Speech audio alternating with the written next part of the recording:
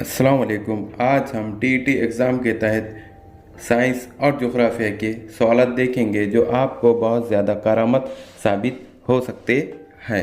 इससे पहले भी हमने बहुत से वीडियो बनाए हैं जो आपको बहुत ज़्यादा करामत साबित हो रहे होंगे। तो यहाँ पर हम इस वीडियो में साइंस और जोग्राफिया के सवाल का तफसीली तौर पर जायज़ा लेंगे। तो यहाँ पर पहला सवाल इस तरह दिया गया है कि उड़ने वाले और दौड़ने वाले परिंदों में अहम फ़र्क क्या है। तो यहाँ पर जवाब है, उड़ने वाले परिंदों के पर मजबूत और हड्डियाँ खोखली होती है।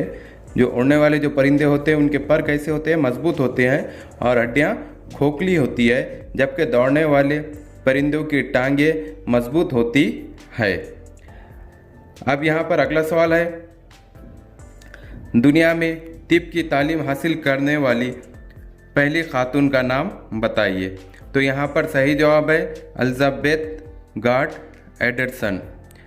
अब यहाँ पर अगला सवाल है, तब्दीली क़ल्ब का पहला ऑपरेशन कहाँ हुआ था। तो यहाँ पर सही जवाब है केप टाउन के ग्रेट अस्पताल में।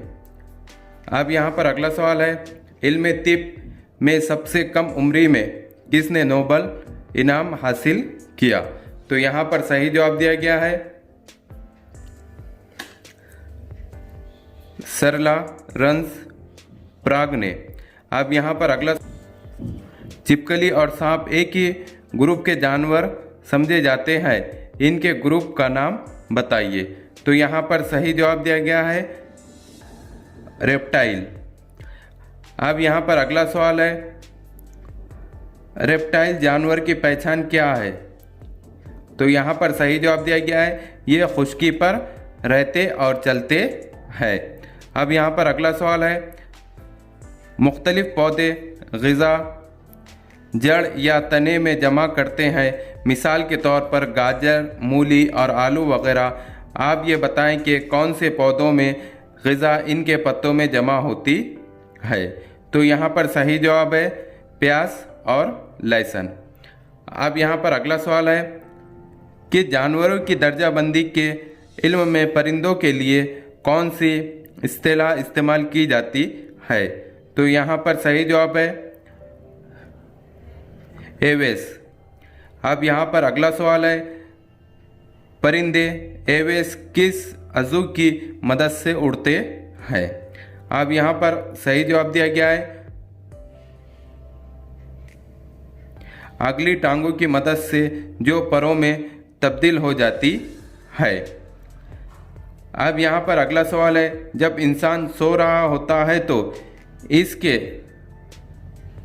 नब्ज़ की रफ्तार क्या होगी। तो यहाँ पर सही जवाब है 55 फी मिनट। अब यहाँ पर अगला सवाल पूछा गया है कि कौन सा सैयारा रात में सुर्खी माइल नज़र आता है। तो यहाँ पर सही जवाब है मरीख, यानी मरीख सैयारा रात में सुर्खी माइल नज़र आता है। अब यहाँ पर अगला सवाल है, सबसे ज़्यादा घना सैयारा कौन सा है। तो यहाँ पर सही जवाब है ज़मीन।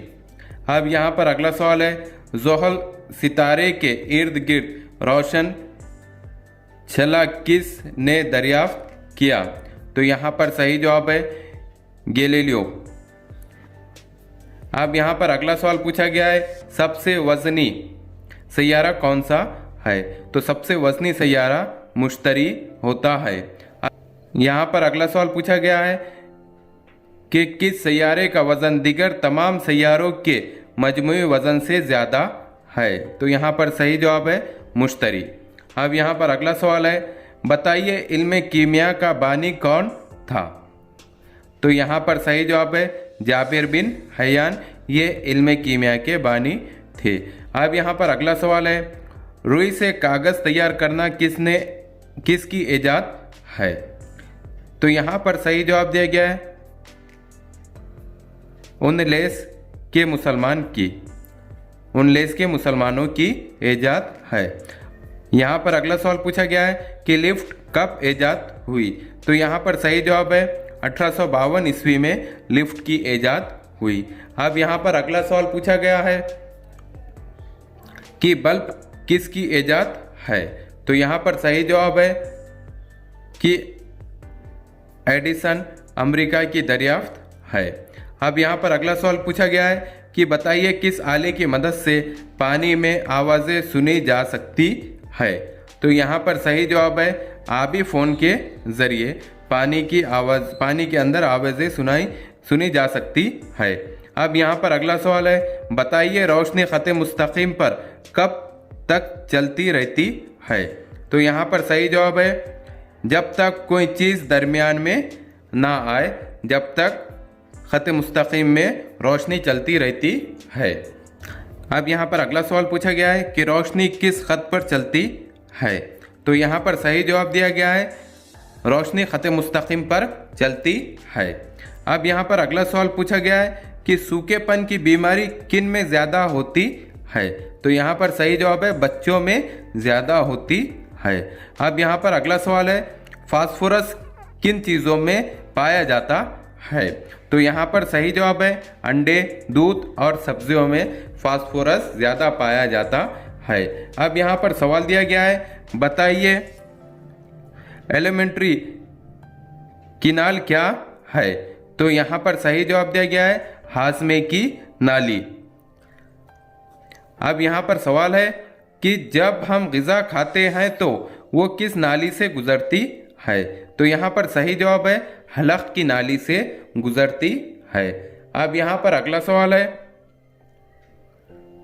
बताइए क्या शहब साकिब चमकदार सितारा है। तो यहाँ पर सही जवाब है जी हाँ। अब यहाँ पर अगला सवाल है बताइए कितने मील तक ज़मीन ठोस है। तो यहाँ पर जवाब दिया गया है कि ज़मीन 1800 मील तक ठोस है। अब यहाँ पर अगला सवाल है हमारी आँख में कितनी झिल्लियाँ होती है। तो यहाँ पर सही जवाब दिया गया है 3 झिल्लियाँ होती है। हमारी आँख में 3 झिल्लियाँ होती है। अब यहाँ पर सवाल है इंसान 1 मिनट में कितने अल्फाज लिख सकता है। तो यहाँ पर सही जवाब है 140 अल्फाज लिख सकता है। अब यहाँ पर अगला सवाल है 1 मिनट में इंसान कितने गज पैदल चल सकता है। तो यहाँ पर सही जवाब है 200 गज पैदल चल सकता है। अब यहाँ पर अगला सवाल है निज़ाम शमसी में जसामत के एतबार से ज़मीन किस नंबर पर आती है। तो यहाँ पर सही जवाब है 3रे नंबर पर आती है। अब यहाँ पर अगला सवाल है क़दीम तरीन साइंस किसे कहा जाता है। तो यहाँ पर सही जवाब है इल्म हयत को क़दीम तरीन साइंस कहा जाता है। यहाँ पर अगला सवाल है फल, बीज, दरख्त के मुताल्लिक़ के इल्म को क्या कहते हैं। तो यहाँ पर सही जवाब है नबातात कहते हैं।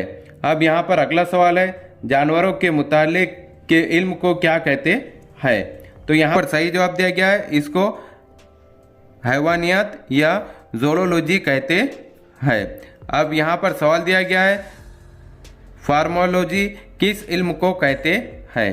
तो यहाँ पर सही जवाब दिया गया है इंसान जिस्म के ज़ाहरी बनावट के इल्म को फार्मोलॉजी कहते हैं।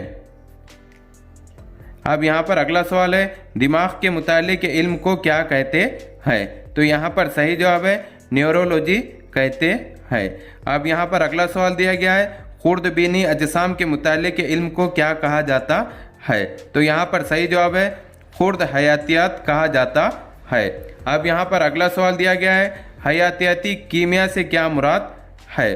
तो यहाँ पर सही जवाब है इल्म कीमिया की ऐसी शाख जो इंसानी जिस्म के अंदर होने वाली कीमियाई तब्दीलियों से बहस करे उसको हयाती कीमिया कहा जाता है। अब यहाँ पर अगला सवाल है मौरूसी का इल्म किस मौजू से ताल्लुक़ रखता है।